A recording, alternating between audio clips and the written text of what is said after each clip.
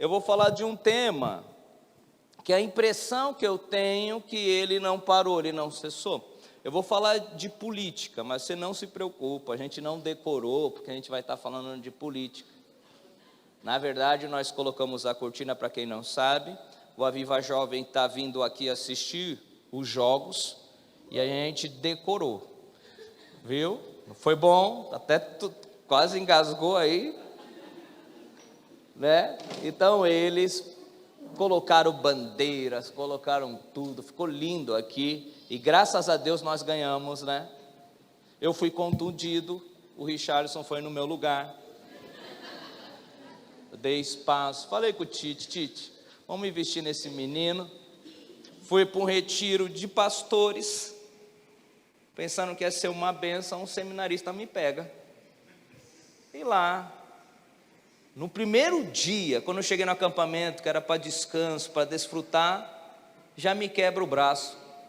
Aí ele, Jade, você vai voltar? Eu falei, não, é melhor quebrar o braço aqui do que em casa. Aqui dá para eu ficar descansando, tranquilo. Em casa já não dá muito, né? Tem uma piscininha, amarrei, entrei, tomei um remédio. Talvez se você vê eu falando alguma coisa estranha,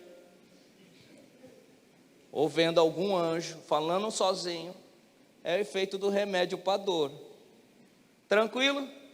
Então se você vê que eu estou diferente, é isso. Mas, voltando para cá, então jogando bola, e estamos aí na espera para ver se vai fazer cirurgia ou não,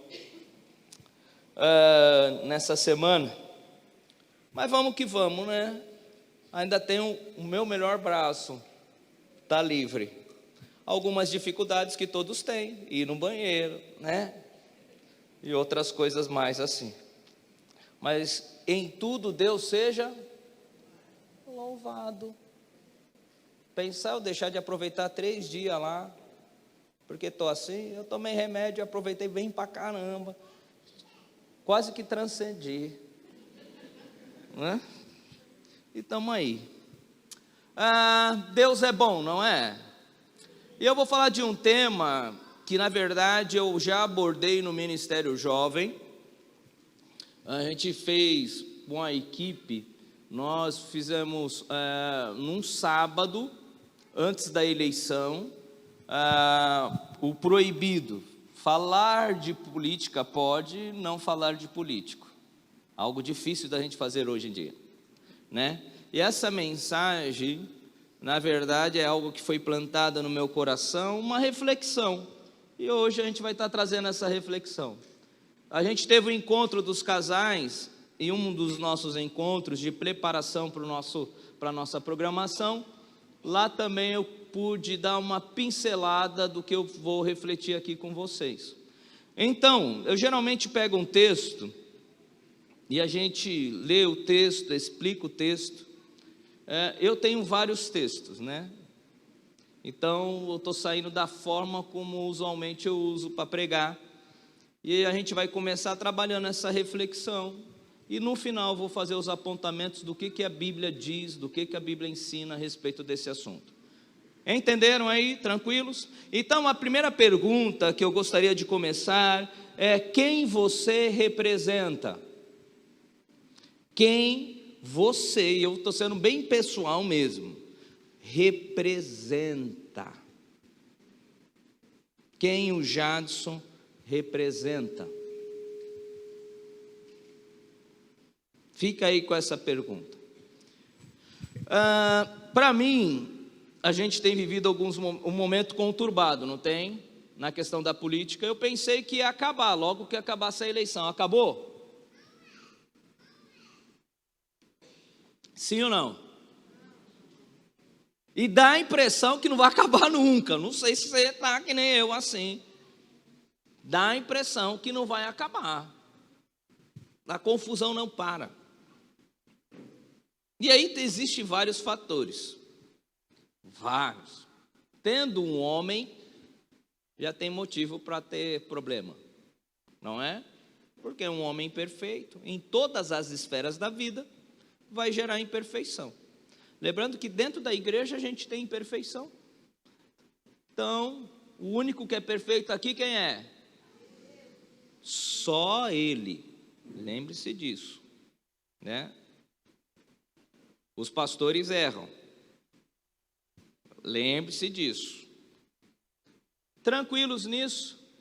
E aí, para mim, olhando para o cenário político, algumas coisas me chamaram a atenção, como em outros tempos, não foram nem relevantes para mim.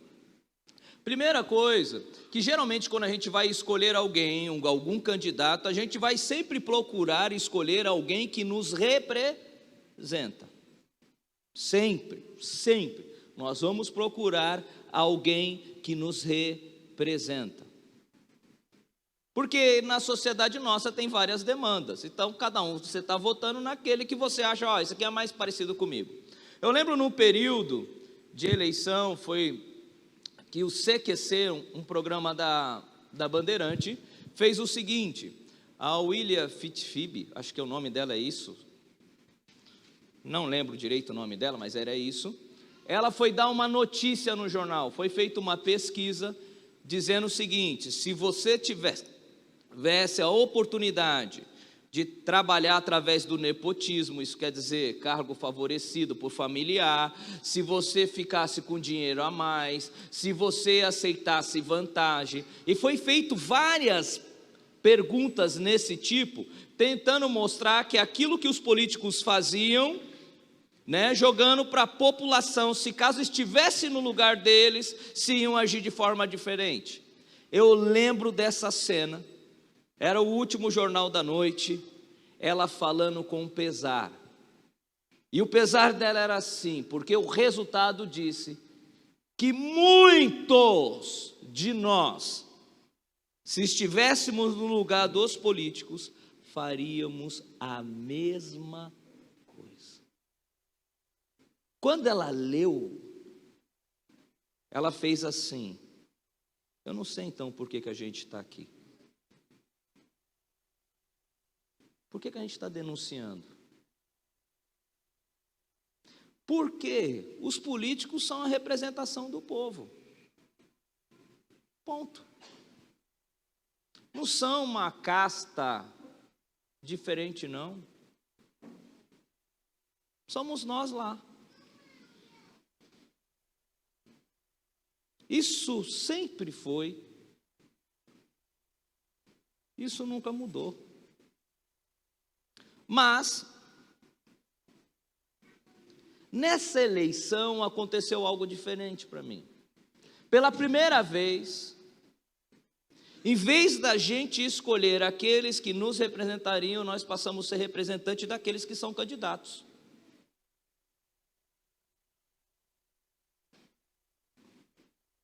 Entendeu o que eu falei? Em vez de eu procurar alguém que me represente, eu passei a olhar para os candidatos e agir como meus candidatos agem. E aí, em vez de eu arrumar um representante, eu passei a ser o representante deles. Olha que coisa forte. E pela primeira vez da história, a soteriologia, que é um tema, presta bem atenção, da teologia sistemática.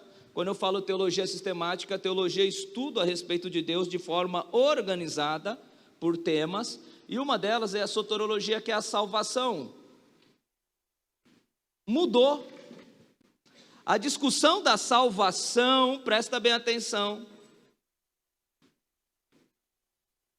era o seguinte: o monergismo ou sinergismo. Monergismo, uma ação direta de Deus na vida do homem, ao ponto do homem não conseguir dizer não para Deus e dizer sim para Ele, diante do chamado da vocação. Então a discussão era: eu fui eleito ou não? Ou existe o livre-arbítrio, aonde é o sinergismo, a ação do Espírito Santo na vida do homem, e o homem dando resposta a essa ação, a salvação. Então ele faz parte disso, por isso o sinergismo. E nesse caso, uma das coisas que me chama a atenção é que o cara poderia escolher ou não, aceitar ou não essa chamada do Espírito Santo. Então a briga era ser eleito ou ter liberdade de escolha. Essa sempre, cara, é séculos isso, gente. Mas na eleição mudou. Por que mudou a soteriologia? Porque passou a valer em quem eu voto. Se eu votar em candidato A, eu sou de Deus. Se eu votar em candidato B, eu sou do diabo. Ou sou um cristão fajuto, ou não sou cristão. Frases como essa começaram a surgir. Como pode você ser cristão, votar em determinado partido e determinada pessoa? É inconcebível.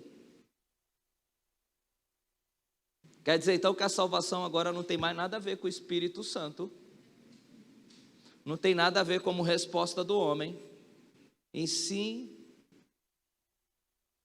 com o meu voto. E se a pessoa passou a escolher um candidato diferente do meu, essa pessoa não é salva. Eita, me fala um negócio desse. Foi piorando. Eu falei, caramba, a soteriologia foi mudando de maneira muito radical para mim. E isso começou a ser verbalizado aonde?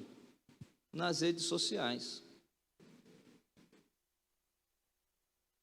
E aí quando a gente entra no campo das redes sociais, um dos temas que a gente abordou dentro do Aviva Jovem, uma das nossas mensagens junto com o grupo de liderança, é o seguinte, que a boca fala do que o coração, mas hoje em dia, o que eu teclo nas redes sociais demonstram o que o meu coração está cheio. Revela, mostra. E aí, o negócio foi ficando ruim, gente. Famílias que comiam em torno da mesa, por conta do candidato, deixaram de comer junto. Churrasco, gente, que é algo raríssimo hoje. Não sei para você. O churrasco lá é de hambúrguer, carne de porco, frango e coisa misturado, né? Aquele hambúrguer misturado de tudo. Esse é o churrasco em casa. Quando a gente tem um amigo rico que vai fazer um churrasco em casa, a gente dá glória a Deus. Mas tu imagina, a gente deixou de comer churrasco, porque se tratava de política, a gente ia embora.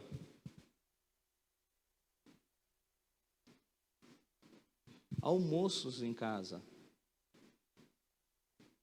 Pessoas deixaram de comer juntos, porque não consegue entender que o outro é diferente de você. Você está vendo por onde a gente está caminhando? Lá em casa, eu, Wagner, nós temos a mesma corrente assim, né? Meu pai era o único diferente. E aí, a política, além de ter esse jogo de, na verdade, para você poder organizar o governo, funcionar, mas também essa troca de ideia de você convencer o outro, trazer para o seu lado, isso é normal, é natural ter. Então eu e meu irmão fizemos uma campanha maciça para converter o meu pai. Não consegue. A gente não conseguia, a gente converteu a Dirle. A irmã, minha mãe já estava com a gente, que mãe sempre está ao lado do filho. Meu pai, no último dia da eleição, ele estava sozinho, a gente já estava conseguindo ali dominar. Mas a gente decidiu uma coisa: não conversar sobre, para poder ficar e comer junto. Porque mais importante do que aquele que eu escolho para poder governar o país, é aquele que governa a minha vida, o meu coração, é o Senhor. Mas eu sei que quantos relacionamentos foram quebrados? Quantos? Quantos relacionamentos foram quebrados? E aí, vou dar um exemplo. Se você vota num ladrão, você é o quê?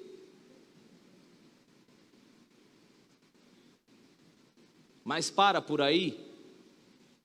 Não. Se você vota naquele que o pessoal diz que é genocida, você é o quê? Genocida, fascista. Eu fui até ver, eu nem sabia que era nazista, a gente já sabe, o nazismo é fascista. Aí você vai estudar, porque você fala assim, precisa ver como é que está esse xingamento e do que estão xingando. Como a gente não tem tanta cultura assim, a gente vai ver lá o que está, para saber do que está xingando para você. Mas não para nisso aí. Aí não para nisso, e aí começa para as ofensas pessoais. Imbecil, burro, ignorante. E o negócio vai. E aí você percebe que nas redes sociais, as pessoas que ali estão conversando ou discutindo, estão representando bem os seus candidatos. E a minha pergunta é, nesse período, você representou quem? Quem você representou? Na igreja, você vai ver que a gente não vai falar de A nem B. Na igreja aqui, a gente entende que aqui é lugar de voz profética. Nós não nos aliamos a nenhum partido, a nenhum candidato, porque a igreja ela tem uma voz profética, ela precisa ficar do lado, independente de quem está no governo, gritar para que a justiça seja feita, gritar para que aqueles que não têm valor possam ser valorizados, gritar quando o governo estiver tratando mal o seu povo, gritar, isso é voz profética, e a gente precisa estar de fora. Inclusive, para aqueles que não sabem, dentro da nossa história batista, esse é um dos grandes legados que nos torna ser batista, é a igreja independente do Estado, e o livre direito de pensar a respeito do Estado, inclusive.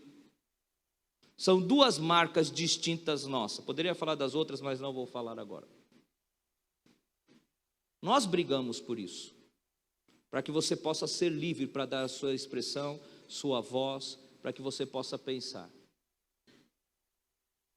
E aí eu vou para Romanos, capítulo 12. Paulo, ele escreve essa carta.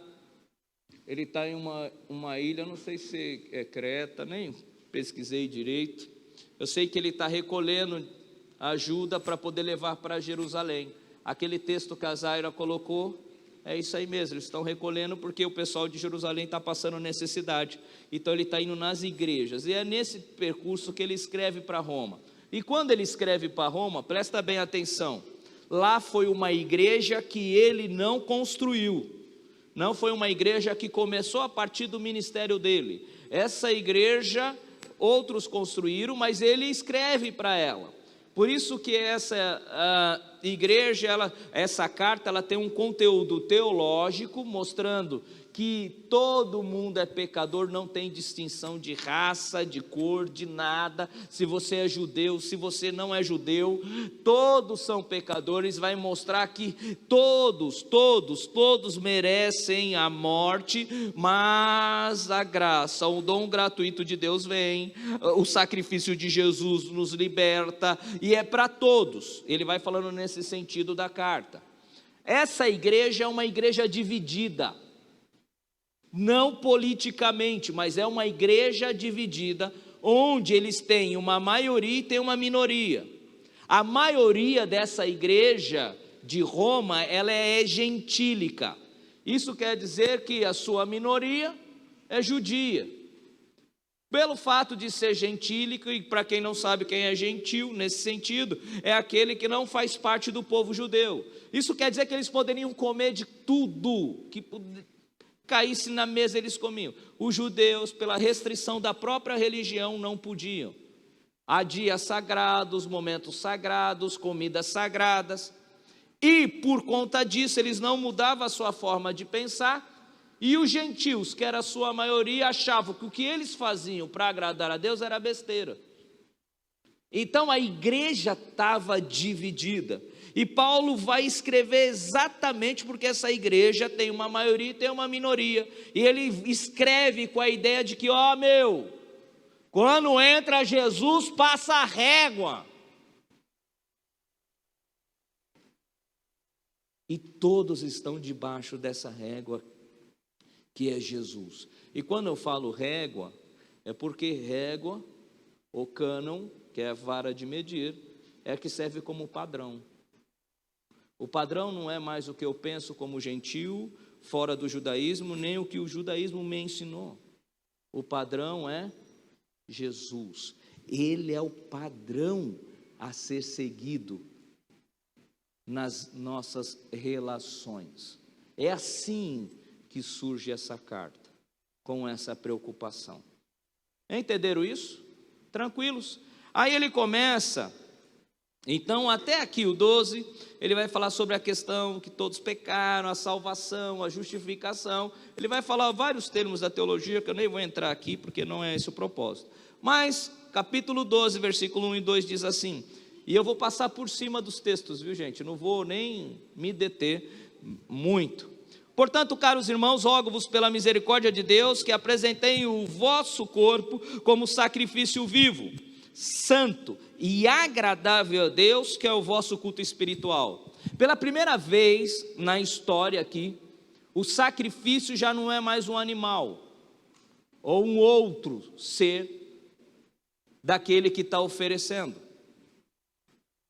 Então, ele está falando que pela primeira vez o sacrifício, presta bem atenção, faz assim, é de quem, gente?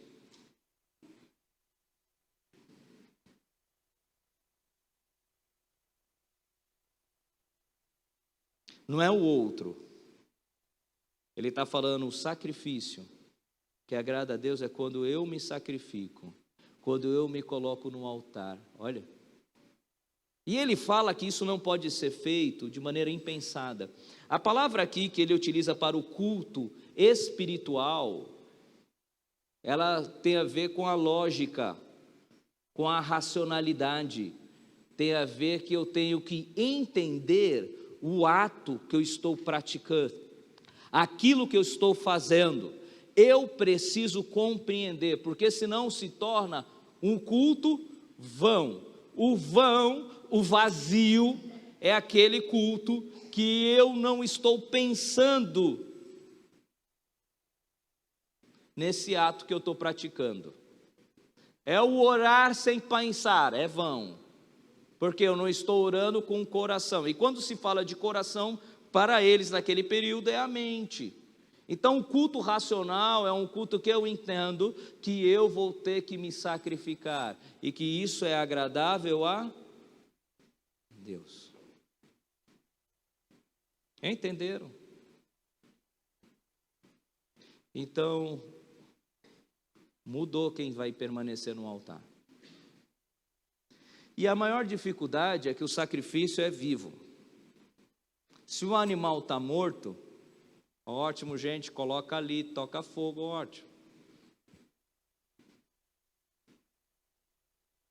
E quando está vivo? Haja vista, a gente comeu rã já, quando criança, né? Se você pegar a rã e jogar na água quente, o que acontece? Ela pula. Só se um caldeirão for bem grande que ela não consiga escapar, mas agora se você colocar ela na panela com água gelada, em cima do fogo, e você vai deixando, o corpo dela vai se ambientando, e quando ela percebe, já é tarde demais. Ele está falando aqui que o sacrifício é vivo. É a gente mesmo sabendo que está queimando, é não sair de lá. Você entende de que culto ele está querendo? E se a gente é o sacrifício, se a gente que está sendo ofertado, é para quem? Para se salvar? Quando Jesus assumiu o sacrifício, foi por quem? Para que o homem pudesse ser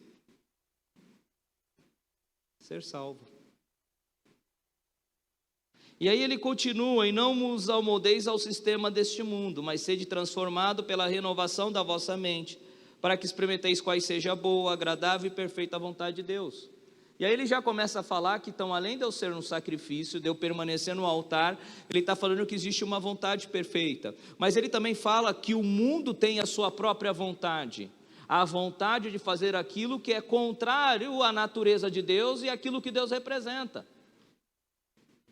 Só que a impressão que eu tenho é que quando a gente não sabe quem nós somos, nós representamos esse mundo. Por isso que a gente briga, por bobeira. Por isso que a gente faz coisas que a gente se arrepende depois. Porque a gente entendeu. Por isso que a gente briga por uma medalha. E a gente briga por muitas outras coisas, sim ou não, igreja? Porque a gente entende que nesse mundo quem ganha é aquele que sempre chega em primeiro, que busca o primeiro lugar, que se mata para estar lá a qualquer custo. No reino de Deus, aqueles que procuram ser o primeiro são o quê? Os últimos. Eita, meu Senhor. São os últimos. Você está vendo o sistema do mundo e o sistema de Deus? Aquele que se exalta é bem visto. Se você trabalha, se esforça para que as pessoas te sirvam, amém, legal. Cara, isso é coach. Desenvolva todo o seu potencial. Ótimo, parabéns, faça isso mesmo. Aqueles que são de Deus, colocam todo o seu potencial a serviço do outro, para que o outro possa crescer. É o sistema inverso. Você está vendo o que eu estou falando? Mas aí ele continua, gente, versículo 3: porquanto pela graça que me foi concedida, exorto a cada um dentre vós, que não considere a si mesmo além do que convém, mas que ao contrário tenha uma autoimagem equilibrada, de acordo com a medida da fé que Deus lhe proporcionou. Pois assim como um só corpo, em um corpo, temos muitos membros, e que todos esses membros não têm a mesma função, assim também nós. Embora muitos somos um só corpo em Cristo, cada membro está ligado a todos os outros. Temos diferentes dons de acordo com a graça que nos foi dada. Se alguém tem dom de profetizar, use-o na sua proporção de fé. E aí ele vai falar dos dons. Ele já começa falando assim: olha, nós pertencemos a um corpo. Nós somos um. Nós temos habilidades diferentes. Mas que a minha habilidade sirva para que o outro possa amadurecer, se tornar parecido com Cristo. Pergunto para você, olhando o Facebook, o Twitter, o Instagram, os comentários, o WhatsApp, demonstra que a gente tem uma imagem a respeito de nós de maneira equilibrada ou desproporcional? Fala aí, compartilha aí, vamos falar. A gente vai falar dos outros, gente.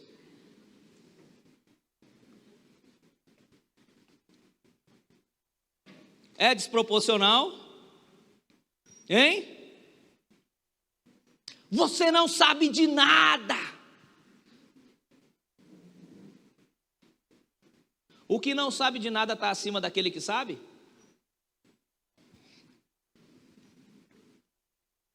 Sim ou não?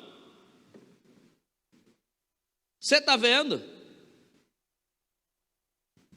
E ele está falando para uma igreja que está dividida.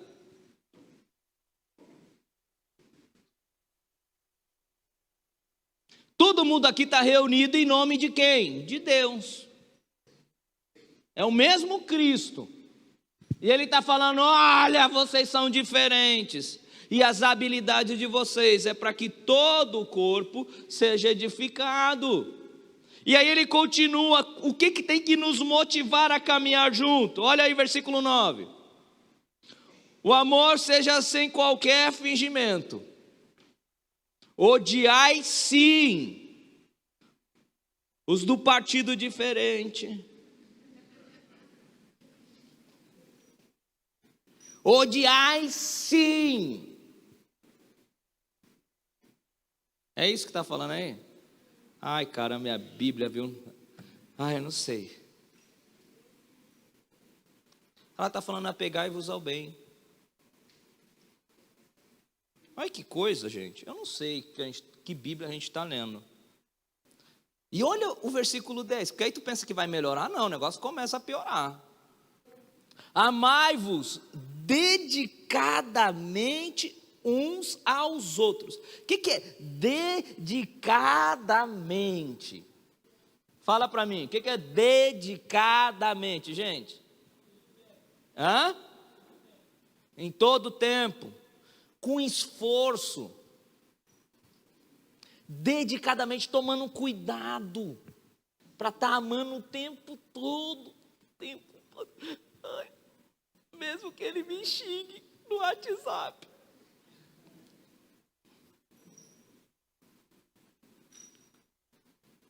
Agora o versículo 10, a segunda parte. Preferindo dar honra às outras, mais do que a si próprio. Gente, isso aqui, nesse momento,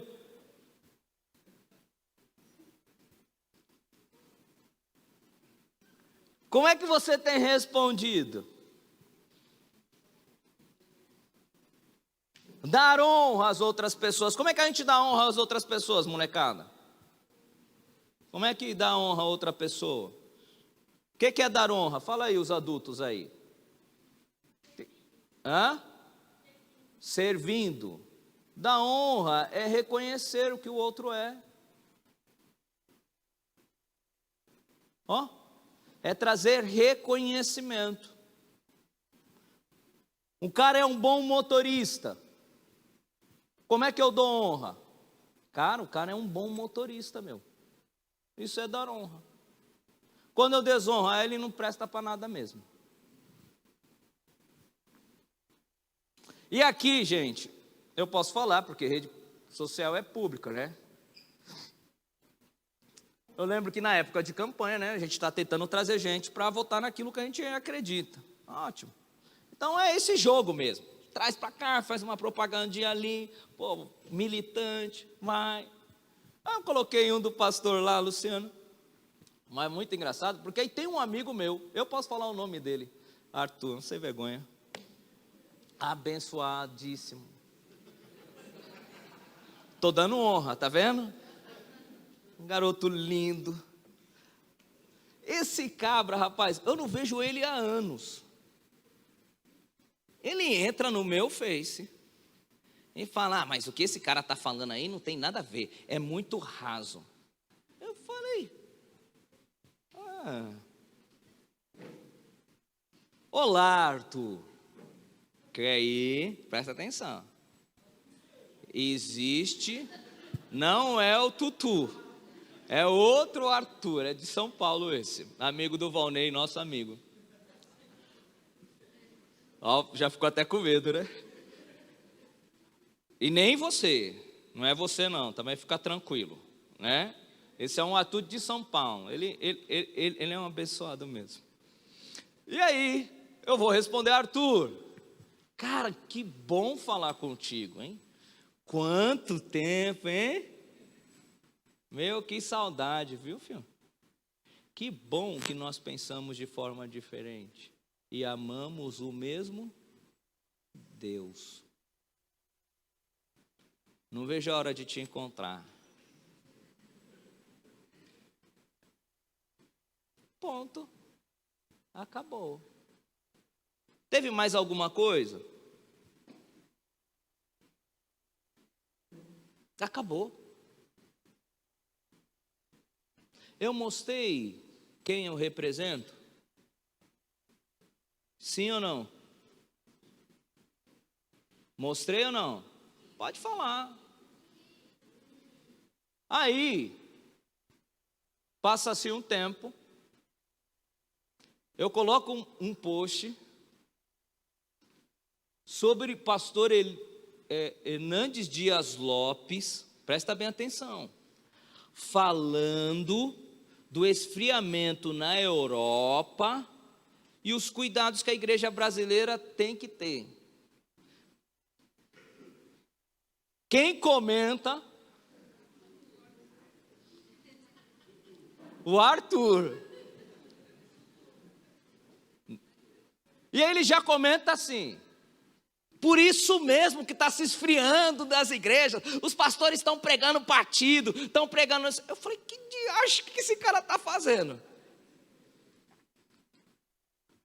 Só que, gente, ele respondeu de madrugada, é um caçador voraz.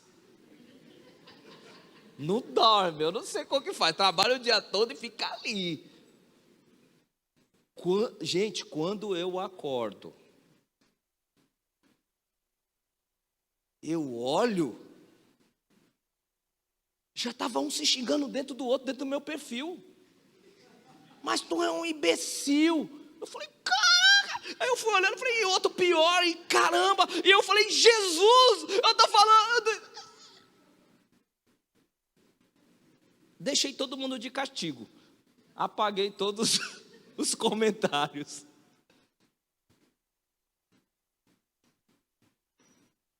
Você sabe o que é triste? Embora cômico, um paradoxo, que eram cristãos se degladiando ao ponto da ofensa. Eu já entendi quem eles estão representando. Ficou claro para mim. Ficou claro para mim quem eles estão representando.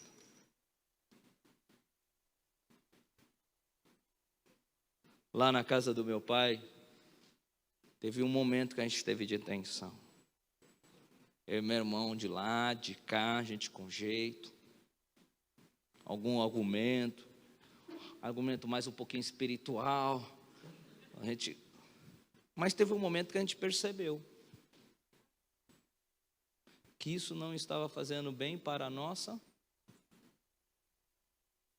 E entre sustentar o nosso posicionamento e comer a comida da minha mãe, todo domingo, o que nós optamos? Então já teve um assunto que a gente não tratava.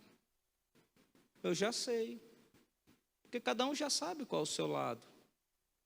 Mas isso não pode nos destruir como família. Porque eu tenho que dar honra ao meu pai.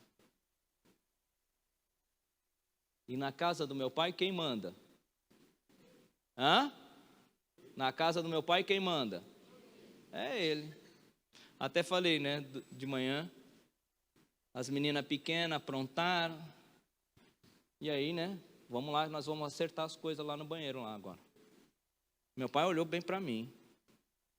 Jades, presta atenção. Aqui na minha casa, olhou bem nos meus olhos, na bolota dos olhos, como diz o Cláudio Duarte. Na minha casa, minhas netas não são disciplinadas, não.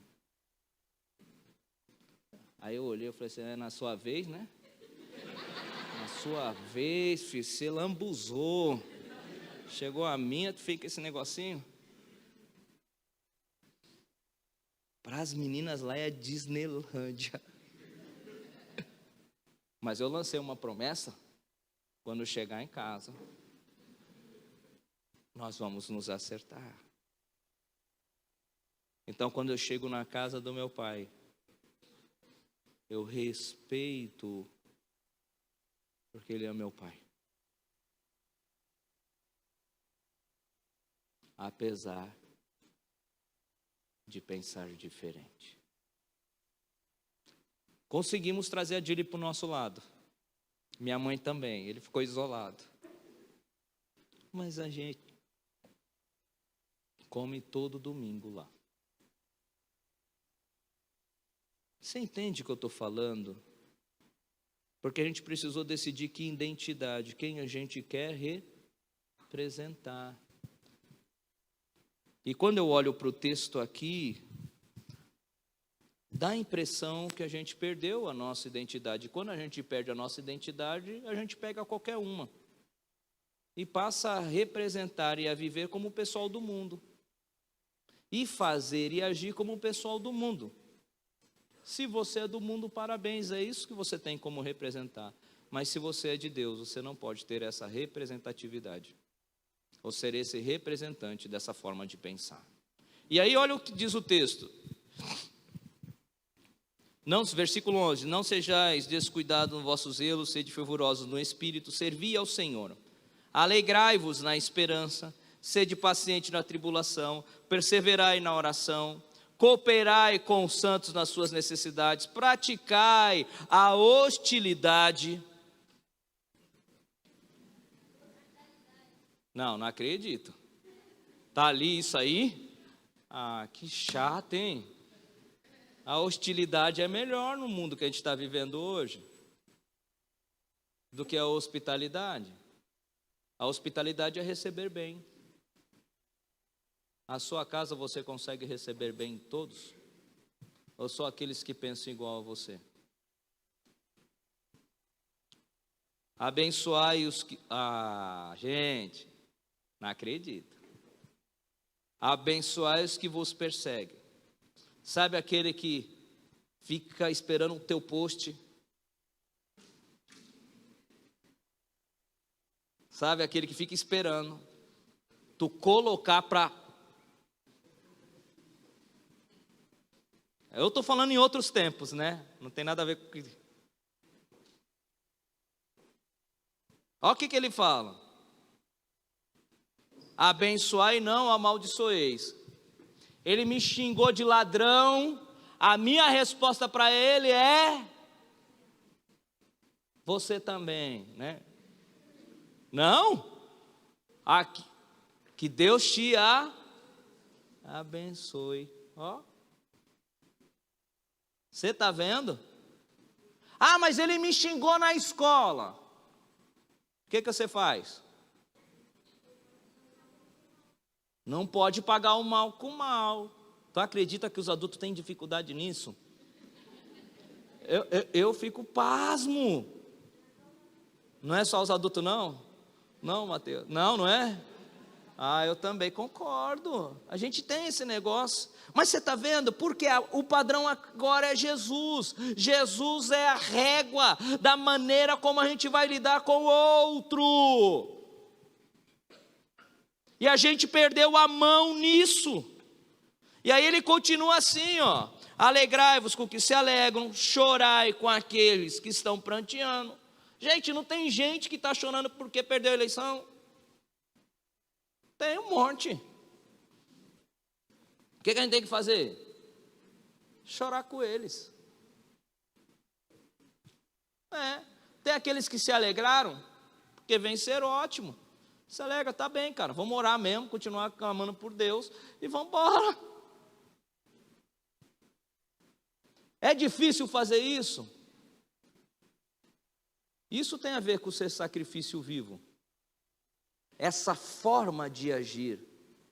Isso é sacrifício, porque a nossa carne quer isso? Não quer. A nossa carne quer guerra. A nossa carne quer briga. A gente quer tocar fogo. E aqui eu preciso...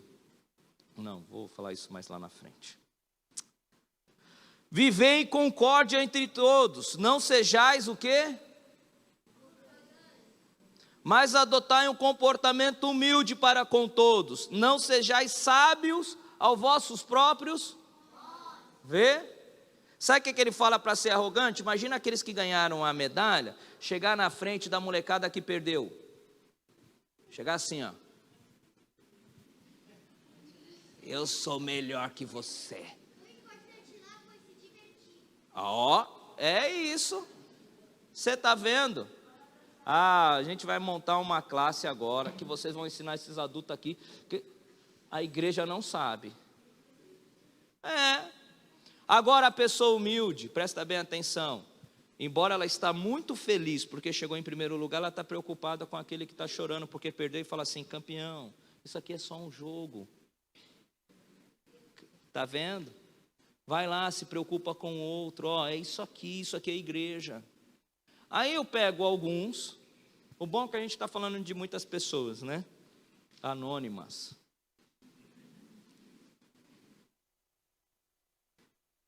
Que além dos caras vencerem, ele continua espizinhando. Eu falo assim, gente, é um negócio que está meio desproporcional, não é?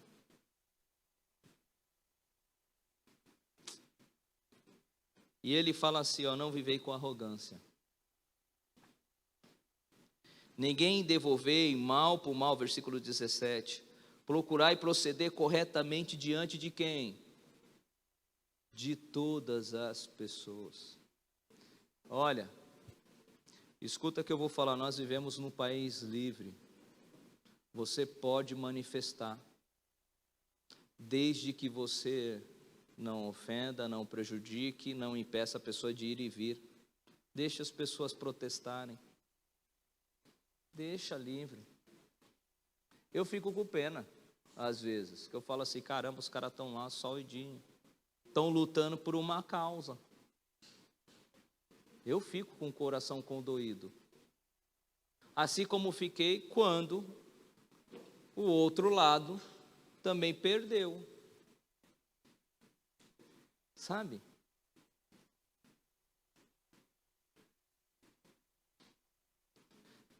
A gente perdeu isso.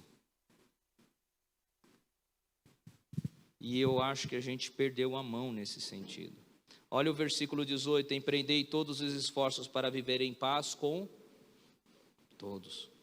Jamais procurai vingar-vos a vós mesmos, mas entregai a ira de Deus, pois está escrito, minha é a... De quem é a vingança? Do Senhor. E ele diz que ele vai retribuir, gente. No tempo dele, ele vai retribuir. Ao contrário, se o teu inimigo tiver fome, dá-lhe o quê? Se ele tiver sede, porquanto agindo assim amontoarás brasas vivas sobre sua cabeça. No antigo Egito, quando a pessoa tinha culpa por algo que ela fez, ela carregava uma bacia cheia de carvão em brasas na cabeça, em sinal de culpa, de remorso por aquilo que fez. É que não é uma coisa nossa, mas está falando que quando a gente age com bondade, aquela pessoa vai levá-la à reflexão. Por que nós estamos agindo e não estamos resolvendo da nossa própria maneira? E diz que isso vai mexer com ela. E olha que versículo lindo. Jamais te entregues ao mal como vencido, mas vence o mal com o bem. Você imagina se nós representássemos o reino de Deus aqui. Imagina se nós representássemos o reino de Deus dentro dos nossos lares, no nosso trabalho, nas nossas redes sociais. Imagina se isso virasse uma febre. Para depois ele fala assim, olha o capítulo 13, versículo 1. Todos devem se sujeitar ao quê? Autoridades superiores, porquanto não há autoridade que não venha de Deus, e as que existem foram ordenadas por Ele. Portanto, quem se recusa a submeter-se à autoridade está colocando contra o que Deus instituiu, e aqueles que assim procedem fazem condenação sobre si mesmo, porque os governantes não podem ser motivo de temor para os que praticam o bem, mas para os que fazem o mal. Não queres sentir-se ameaçado pelas autoridades? Fazem o bem, e elas vão lá. Pois ela serve a Deus para o teu bem, mas se fizeres mal, teme, pois não sem razão que traz a espada. É serva de Deus, agente da justiça para punir quem pratica o mal. Portanto, é imprescindível que sejamos submissos à autoridade, e não apenas devido à possibilidade de uma punição, mas também por causa da nossa consciência. Por esta razão, igualmente, pagar impostos, porque as autoridades estão a serviço de Deus, seu trabalho é zelar continuamente pela sociedade. E ele mostra como deveria funcionar as autoridades. Dai a cada o que lhe é devido, se imposto, imposto, se tributo, tributo, se temor, temor, se honra, honra. Presta bem atenção, está vendo? A Bíblia fala, explica. E aqui ela explica tão bem, muito bem, é autoexplicativo o texto. O que a gente precisa levar em consideração aqui é algumas coisas. Até quando vai a minha submissão? Até quando a autoridade, o governo, não interferir naquilo que a palavra diz? Ixi, é as minhas marcações dos próximos textos. Até quando? Se a Bíblia fala que é para eu não fazer, eu vou lá e não. Se a Bíblia falar para eu fazer, eu vou lá e não importa o que a autoridade vai falar. É a Bíblia que vai reger o nosso coração, a nossa conduta. É Deus que governa. Nós somos representantes desse Deus. Entenderam? Então, se a autoridade está fazendo algo injusto, eu posso denunciar. Eu não vou me curvar. Porque eu vou usar o que a palavra de Deus me diz. E ponto final. Acabou. Não tem. Mas se os governantes me pedirem algo que não é contrário ao que a Bíblia, o que eu tenho que fazer? Obedecer. Aí você fala assim, Jadson, mas como é que era lá? Gente, lá não tinha voto. Lá era império. Era o Império Romano. E quando eu falo do império, o império mais poderoso que teve essa terra foi 1000 anos de reinado. Você sabe o que é isso? Segundo, talvez você fale assim, mas quem é o imperador Jadson? Era um cara bonzinho? Constantino não tinha nem nascido, ele só no ano 300 e pouco vai nascer Constantino. Sabe quem era? Era Nero, um dos piores imperadores que Roma já teve. É que Roma é difícil, porque tem Calígula, tem outros lá que eu vou te falar também, não sou flor que se cheira, mas nesse período aqui, em que Paulo está escrevendo, é Nero. Para você ter uma ideia da barbárie de Nero, Nero tinha uma carroça, uma bica, sabe que aparece em filmes legais, aqueles cavalões, aquele negócio. Aí ele fala assim, não conseguia dormir à noite. Aí ele fala, vou passear no meu jardim. Sabe o que ele fazia? Pegava os postes, amarrava os cristãos, botava óleo neles, acendiam, queimava eles vivos, para eles servirem de tocha, para ele poder passear com a sua bica à noite. É esse imperador que ele está falando. É para esse tipo de cara que ele está falando. Que a gente tem que torcer, viver, fazer o bem. É esse aqui. Você entende o que eu estou falando? Se eu vou lá para 1 Timóteo, capítulo 2, Paulo vai falar que a gente tem que orar pelas autoridades. E eu quero dizer para você que Paulo morre na mão de Nero, decapitado. Ele fala que nós, como cristãos, temos que orar por aqueles que nos governam. Eu poderia também falar de Pedro, que foi crucificado. E ele vai falar da mesma maneira. Nós, como os cristãos, temos que orar, interceder por aqueles que estão nos governando. Mas só vai entender isso, presta bem atenção, quem sabe a que governo presta, serve. Quem sabe quem é o seu dono, quem é o seu rei. Quem não sabe vai procurar outro. E aí vai ter que viver agoniado, porque o seu candidato não entrou. Ou se entrou, a confusão que vai fazer. Mas aqueles que têm Deus, sabe que Deus governa a sua vida, e por saber que Deus governa a sua vida, sabe que nenhum governador nesse mundo vai ficar um dia sem se prostrar diante dele. Assim como um dia Nabucodonosor, a gente conversando com a Cleide, ela falando do Luiz Saião, que se achou, que viu todas as suas conquistas, foi comer capim.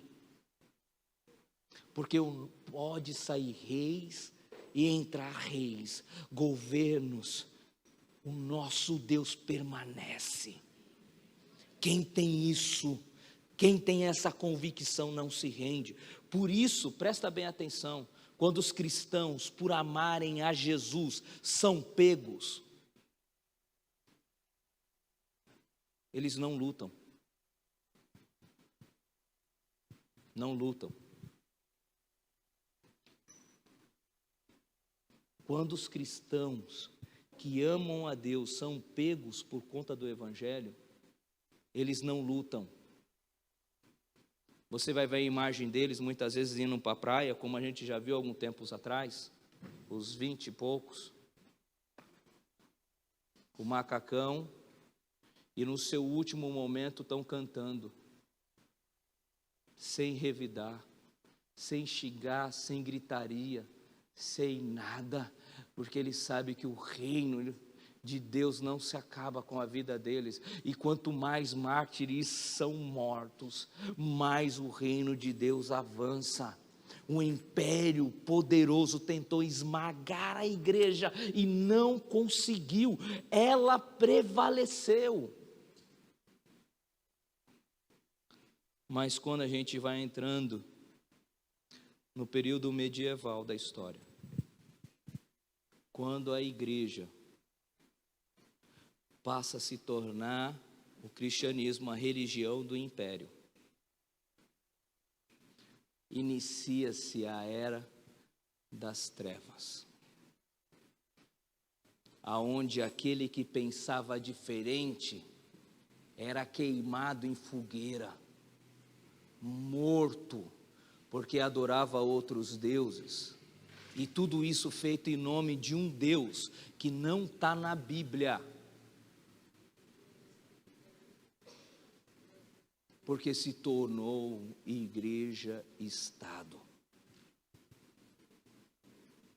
E aí não acaba com a perseguição com aqueles que são de fora, porque quando a gente vai já indo para o 5º século, começa a se levantar aqueles que começam a lutar pela reforma e são mortos, porque olham para o que a igreja está fazendo e não é compatível com o que as escrituras ensinam, e aí eles começam a falar, acabam sendo mortos. Só não acontece isso com Lutero, porque a Alemanha estava rompendo com a igreja católica, ele fica enclausulado num castelo, protegido pelos governantes alemães. Só por isso, porque a igreja tentou matá-lo. Só que o que está acontecendo hoje, para mim, é pior. Sabe por quê? Porque a gente está começando a fazer inquisição aqui dentro, por conta de um posicionamento de partido.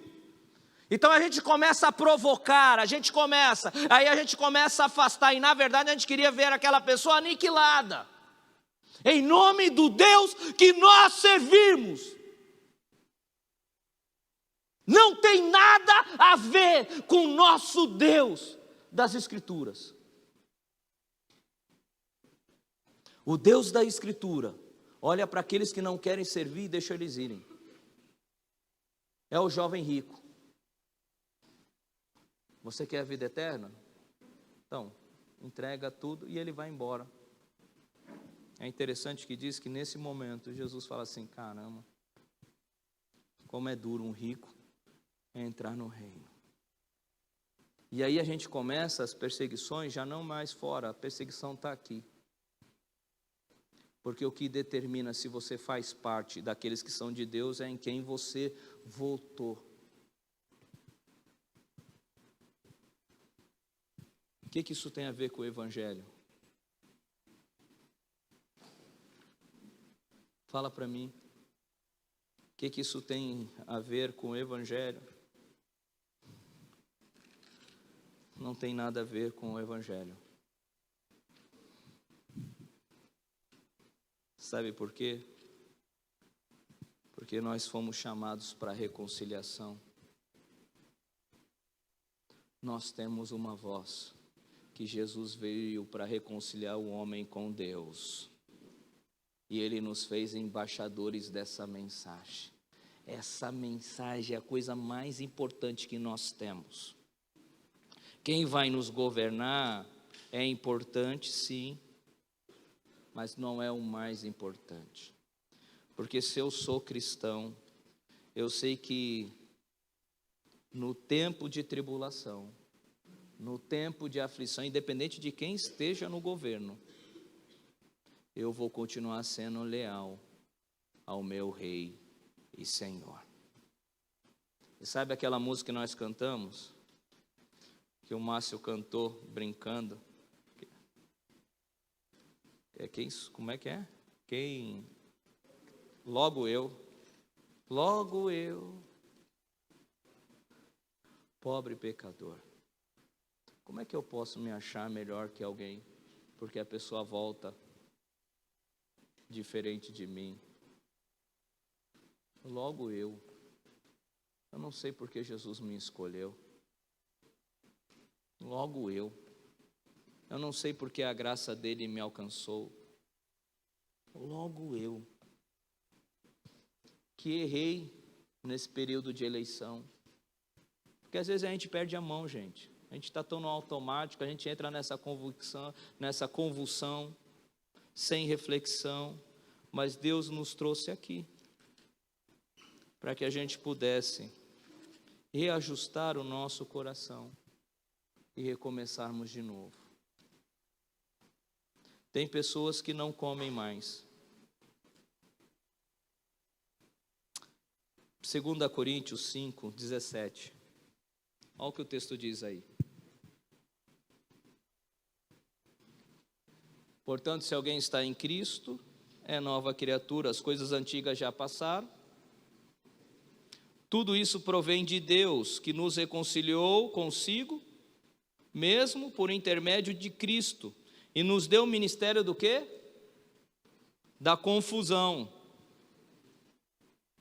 da briga, da beligerância. Não é isso que está aí? Pois Deus estava em Cristo reconciliando consigo quem? O mundo, não levando em conta as transgressões dos seres humanos, e nos encarregou de uma mensagem. Portanto, somos embaixadores de Cristo, como se de Deus vos encorajasse por nosso intermédio. Assim vos suplicamos em nome de Jesus Cristo que vos reconcilieis com Deus. Ele está falando, você é um representante de Deus. Se você é um representante de Deus, você tem uma mensagem, e a mensagem é: Jesus veio reconciliar o homem com Deus, veio restaurar a relação do homem com Deus, independente do governo que ele serve. Essa é a mensagem. Versículo 21. Deus fez daquele que não tinha pecado algum a oferta por todos os nossos pecados, a fim de que nele nos tornássemos o quê? A justiça de Deus. Qual é a mensagem que temos?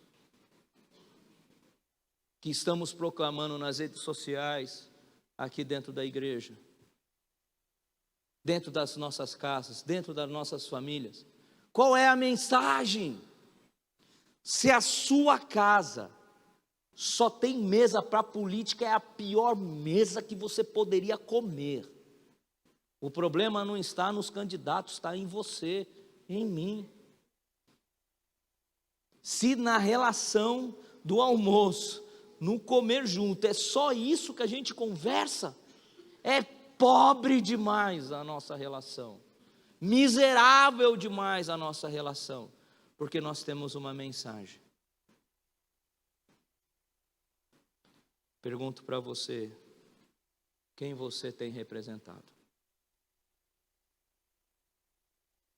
Quem você tem representado?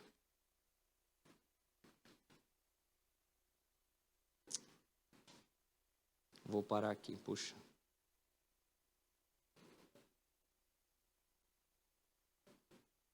Primeira Pedro. Ah, que pena.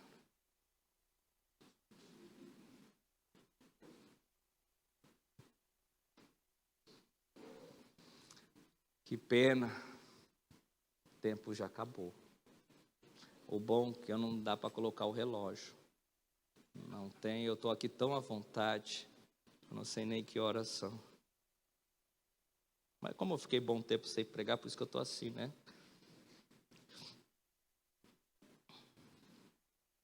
Vamos abrir 1 Pedro rapidinho.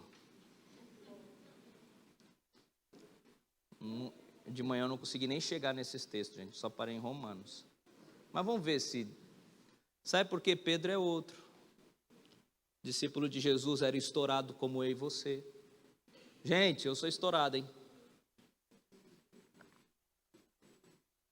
Já briguei com todo mundo. Colegiado, com o gato, com o cachorro, com a igreja, com ministérios inteiros. Só Deus na minha causa mesmo. Logo eu... Você não sabe como faz sentido essa música para mim. Pobre pecador, meu Deus. Jesus amado. 1 Pedro capítulo 2. Depois dele falar que nós somos pedras vivas, nós fazemos parte do edifício, nós somos sacerdote real, cara, nação santa. Ele vai falar como a gente deve andar. Versículo 12 diz assim: seja exemplar o vosso comportamento entre os que não são judeus, para que naquilo que falam mal de vós, como se fossem pessoas que vivem praticando o que é mal, ao observarem as vossas boas obras, glorifiquem quem? A Deus no dia que receberam a sua revelação.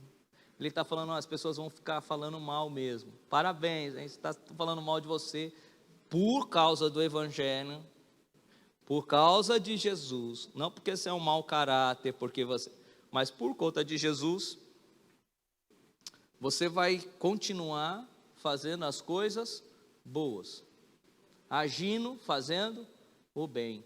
E aí elas vão se deparar com aquilo que falam e com aquilo que você faz e vão descobrir de que reino você representa. E aí continua, por causa do Senhor, olha que coisa.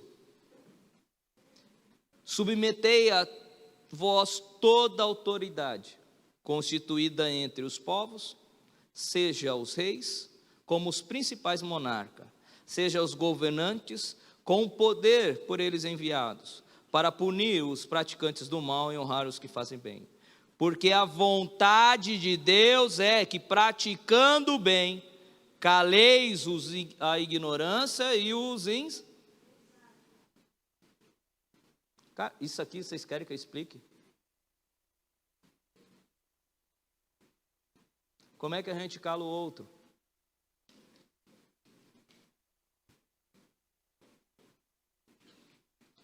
Considerando que sois livres, não useis da liberdade como um pretexto para fazer o que é mal, mas vivei como servo de Deus. Tratai todas as pessoas com a devida reverência, amai os irmãos, temei a Deus, honrai ao rei. Poderia continuar o outro texto, mas eu teria que falar sobre escravidão, tá? Não vou fazer isso. porque tem outro tempo, um outro momento. Acredito que aqui acho que já deu.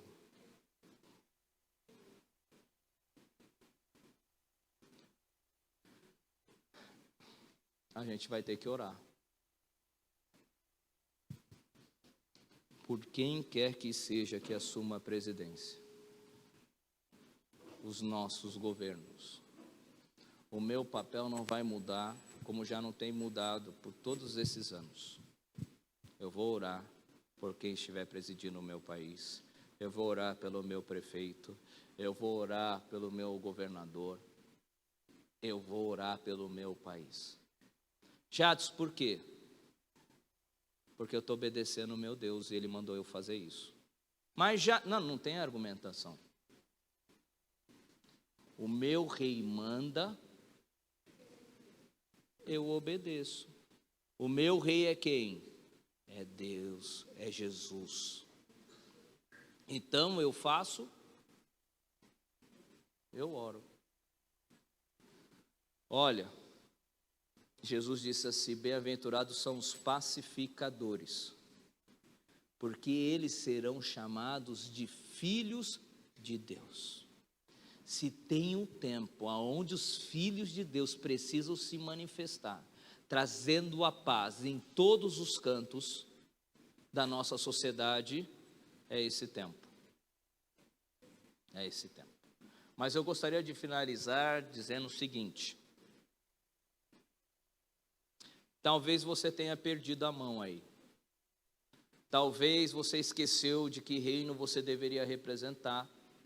Você parou de falar com alguém, você xingou alguém, você retribuiu da mesma maneira, você defendeu até o seu direito de pensar diferente, mas isso não te dá justificativa para você agir como pertencente a esse reino do mundo aqui, esse sistema de valores que o mundo ensina. Se você fez isso, se você se diz representante do reino de Deus, você vai procurar reconciliação. Você vai pedir perdão por ter ofendido, por ter maltratado. Se é na sua família,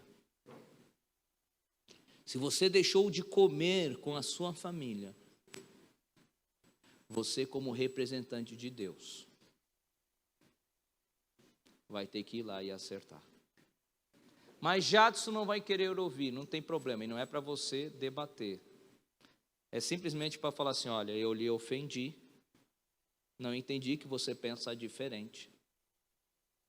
Eu quero te pedir perdão, porque eu te amo e eu oro para que Deus te abençoe todos os dias da sua vida. Foi na rede social. Parabéns. Na rede social você vai fazer o quê? Vai fazer o quê? Errou em particular, acerta em... Errou de maneira pública, acerta como? De maneira pública. Errou no meio de todo mundo, acerta no meio de todo mundo. Errou sozinho, que é o particular, acerta no particular. Mas Jadson, qual foi o primeiro versículo? Que apresentei os vossos corpos como? Como? Tem altar mais quente que esse? Se humilhar. A única coisa que pode te impedir é a arrogância, o orgulho, a soberba ou se achar melhor que o outro. Parabéns. O mundo aplaude você, mas no reino de Deus, aqueles que saem humilhados, envergonhados, por amar a Jesus e fazer o que Ele manda,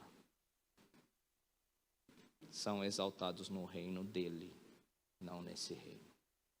Nesse reino, nós estamos aqui para mostrar que nós não seguimos os valores do mundo. Nós pertencemos a uma pátria e somos embaixadores com uma mensagem da reconciliação. Você foi ferido, libere perdão. Libere perdão. Mas já sua pessoa não veio, libera perdão para ela. Começa a orar, começa a abençoar à distância, depois paga um lanche para ela. Para se aproximar. É mais difícil, não é? Tá sem dinheiro? Rapaz, pior que eu também tô. Vocês estão entendendo? É bem prático agora. Não tem como, olha, a gente avançar. Se a gente não ajustar isso agora. Amém? Vamos ficar em pé e vamos gastar um tempo orando, clamando por misericórdia.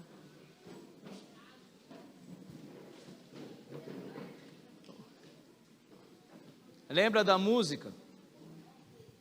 Eu sei que nesse fim tu vai falar assim: logo eu, pobre pecador, que xinguei e até amaldiçoei.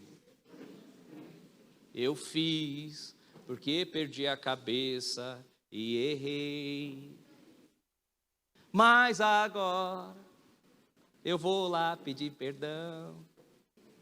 Vou me ajustar para ser igual ao meu rei. Vou servir e amar aquele que me ofendeu. E assim vou viver. Olha, eu não sabia que eu tinha esse dom. O pessoal da música gostou muito. Esse pessoal aqui, ó, foi aprovado. Vamos orar.